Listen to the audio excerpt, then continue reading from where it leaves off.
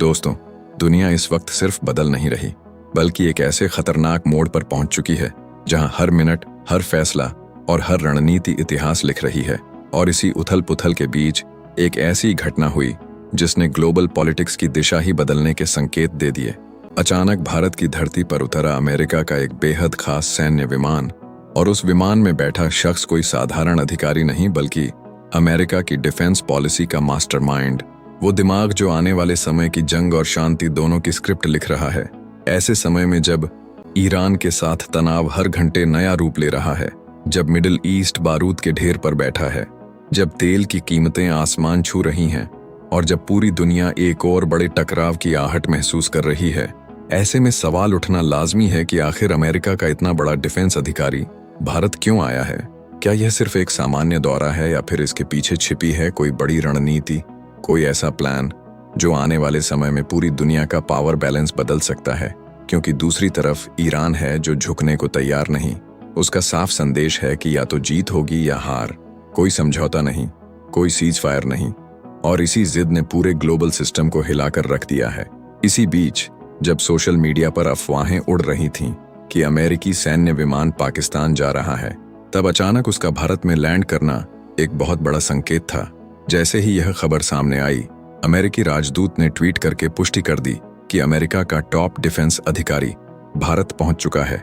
और यहीं से शुरू होती है असली कहानी, क्योंकि भारत इस पूरे संकट में चुप है, लेकिन यह चुप्पी कमजोरी नहीं बल्कि एक सोची समझी रणनीति है। प्रधानमंत्री पहले ही साफ कर चुके हैं कि भारत किसी के साथ नहीं बल्कि सिर्फ अपने राष्ट्रीय हितों के साथ खड़ा है। और यही वो पोजीशन है जिसने आज भारत को दुनिया का सबसे अहम खिलाड़ी बना दिया है।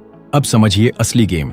अमेरिका पिछले 20 सालों से मिडिल ईस्ट के झंझट से निकलकर इंडो पैसिफिक पर फोकस करना चाहता था, क्योंकि असली मुकाबला चीन से है। लेकिन ईरान के साथ बढ़ते तनाव ने अमेरिका को फिर उसी दलदल में खींच लिया। उसे अपने एयरक्राफ्ट कैरियर, मिसाइल सिस्टम और हजारों सैनिकों को वापस मिडिल ईस्ट भेजना पड़ा। और इसी मौके का फायदा चीन उठा रहा है। वह ताइवान के आसपास अपनी ताकत दिखा रहा है, छोटे देशों को अपने प्रभाव में ले रहा है और समंदर में अपनी पकड़ मजबूत कर रहा है। अमेरिका यह समझ चुका है कि अगर उसे चीन को रोकना है तो उसे भारत की जरूरत है।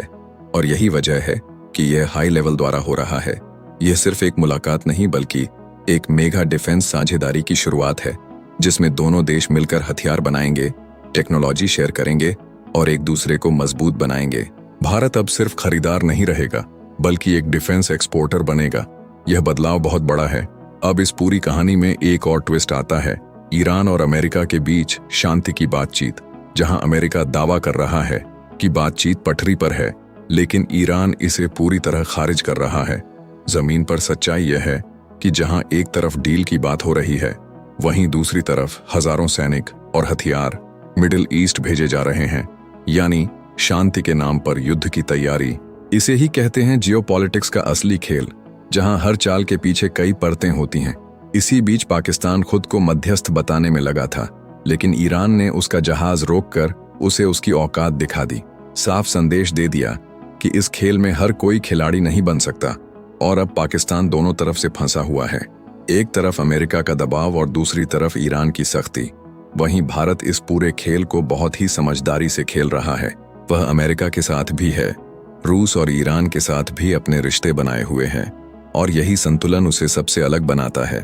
तेल की कीमतें बढ़ रही हैं, सप्लाई चेन टूट रही है, समुद्री रास्ते खतरे में हैं, और ऐसे में भारत की भूमिका और भी अहम हो जाती है, क्योंकि दुनिया को एक ऐसे देश की जरूरत है जो स्थिर हो, मजबूत हो और भरोसेमंद हो। और यही कारण है कि आज अमेरिका भारत को सिर्फ एक पार्टनर नहीं बल्कि एक स्ट्रैटेजिक पिलर के रूप में देख रहा है। लेकिन सवाल अभी भी वही है, क्या यह सब एक बड़े युद्ध की तैयारी है या फिर शांति की ओर बढ़ता कदम? क्या यह खामोशी किसी तूफान से पहले की शांति है या फिर एक नए युग की शुरुआत? जवाब आने वाला समय देगा। लेकिन इतना तय है कि आज जो फैसले लिए जा रहे हैं वो आने वाली पीढ़ियों की दिशा तय करेंगे। तो दोस्तों, इस पूरे जियोपॉलिटिकल खेल पर आपकी क्या राय है? क्या आपको लगता है कि अमेरिका इस संकट से निकल पाएगा या चीन इसका फायदा उठाकर दुनिया में अपनी पकड़ और मजबूत कर लेगा? क्या भारत इस मौके को एक सुपर पावर बनने के लिए इस्तेमाल करेगा? अपनी राय जरूर कमेंट में बताएं। वीडियो पसंद आया हो तो लाइक करें। चैनल को सब्सक्राइब करना बिल्कुल न भूलें, क्योंकि यहाँ आपको मिलती हैं दुनिया की सबसे बड़ी और सबसे सटीक खबरें।